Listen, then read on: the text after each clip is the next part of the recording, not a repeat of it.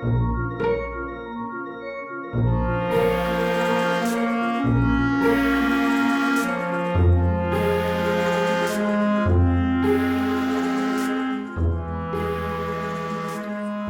here it is, mid-November. Guess where we're heading? We're heading toward Christmas. Heading towards jingle bells and all that stuff.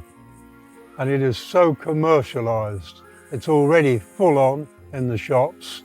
And this is like 6 weeks to go. And it sort of makes you wonder, is there anything beyond Christmas? And of course there is. I mean, there has to be. Heaven help us otherwise.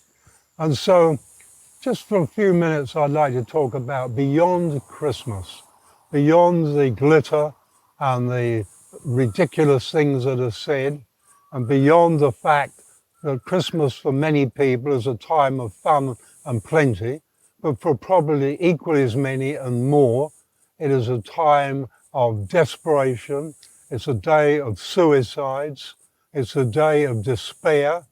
They're homeless. They don't have family. They've got no money, and this is supposed to be a day, ho, ho, ho, a day of peace and joy and goodwill to all.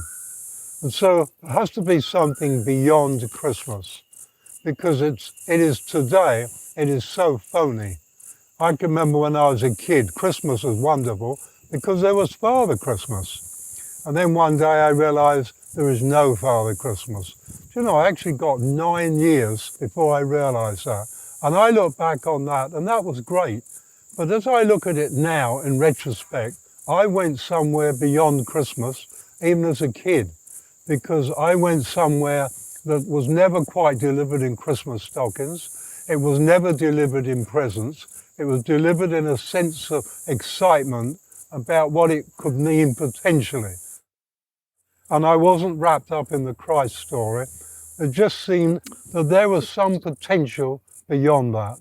Even when I was 9 years old, when I finally realized there was no Father Christmas, boy, was that a letdown.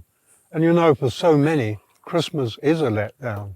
Doesn't matter whether you're 9 or 90, it can be a big letdown. But I realized and felt, I say realized, I felt there was something beyond all the hype, something beyond everything that was projected out there, but I didn't know what it was. And in recent years, I sort of looked at it and thought, why do we have one day of the year that is purported to be peace and goodwill and happy days and jolly people?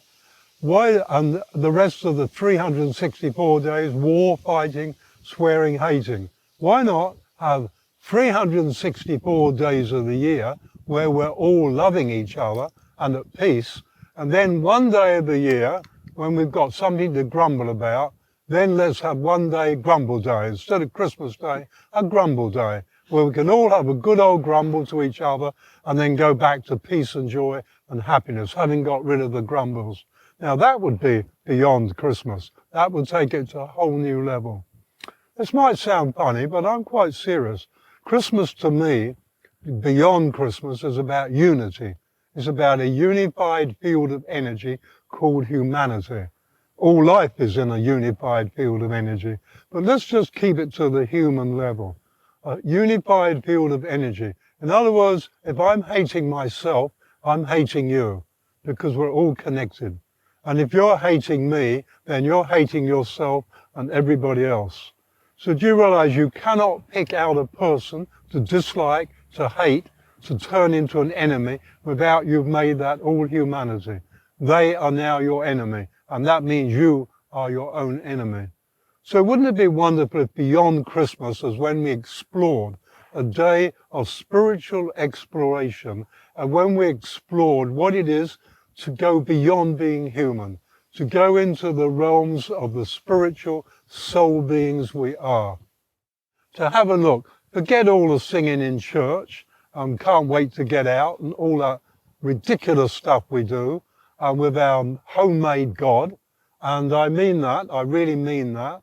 I believe in God totally, but God made humanity. I'm not interested in the one that man made years ago, the man-made religious God. It's just ridiculous. And so beyond Christmas goes into the truth of what it could potentially be. Christmas could be an incredible day. It could be a day that reverberated right through the rest of the year, where you carry the energy. But we all look at each other. I'm separate from you, you're separate from me. I don't love you, I do love you. It's all a nonsense game. You either love or you do not love. You can't separate love, you can't personalize it, even though we do.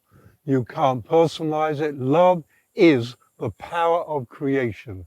So if we were to love each other for one day, everybody chose love. Everybody was aware of the unified field of humanity. Everybody spent an hour, at least an hour, just focused on that. Big meals come afterwards, wonderful. Focusing on every human being and realizing we are love. Today I'm going to broadcast love out into the world. At the same time, I'm going to feel love within me, because if you don't feel love within you for yourself, you can't send it out there. You actually can't love anybody else. And that's all dismissed and passed over. So Christmas, yeah, bring it on, but let's have a Christmas that goes beyond the crap Christmas into a Christmas of reality, of joy, and actually experience what peace and goodwill and love could do when it enters the unified field of humanity with all humanity, feeding it full-on energy. The chances are we'll all shift up to the fifth dimension. See you there. I think my relationship with Jesus is about one notch above zero. It's not that I don't believe, even though history has no record of Jesus ever existing. Scripture does, but history doesn't. So it's not that I don't believe, and I've talked with people who are very knowledgeable about this. There's a whole stack of evidence that there was nobody called Jesus, or he was one of a whole string of them. And so my relationship with Jesus is almost zero. My relationship with love has never been stronger. And if Jesus represents love, or the Christ represents love, then we have a very deep relationship.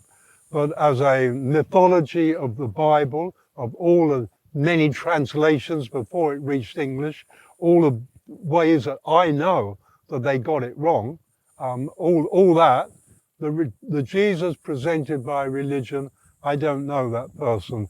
The Jesus Christ figure represented by love, I know very well.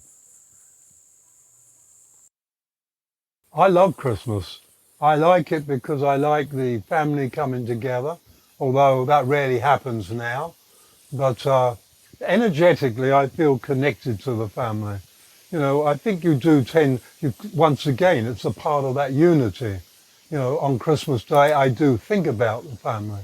I think of all the family, whether they're the other side of the world or wherever we are, I focus on them and think about them.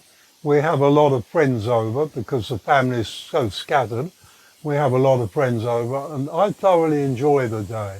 As I reach the age of wisdom and maturity, I no longer feel the excitement. I sort of lost excitement a long time ago, probably with enlightenment, and also depression went.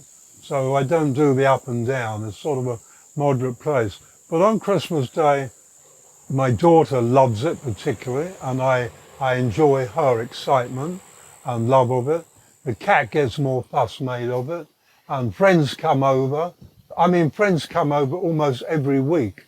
We have a lot of people visit us. But there's something about Christmas Day. There's an extra spark in the energy. And of course, the spark is put there because so many people are tuned into Christmas. And this is why I say, if we could tune into humanity and include all the homeless and all the politicians we don't like and all the inept world leaders, it would be good. That's, you know, all humanity instead of a divided humanity. And I think I feel some spark of all the potential on Christmas Day. And so I spend a little time by myself focusing on that potential and just sort of letting it trickle out into the ethers. But it's a day I enjoy. But then I like Boxing Day, and I like every day of the year. But that Christmas Day's got the extra spark. It's like my birthday. You know, two great beings are born this day. And that's the way you should think about yourself. Not who me, what do I matter, but on your birthday a great being was born, and on your birthday you should give credit and energy to that great being that you truly are.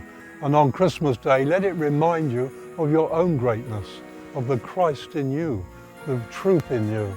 That would be a good use for Christmas Day.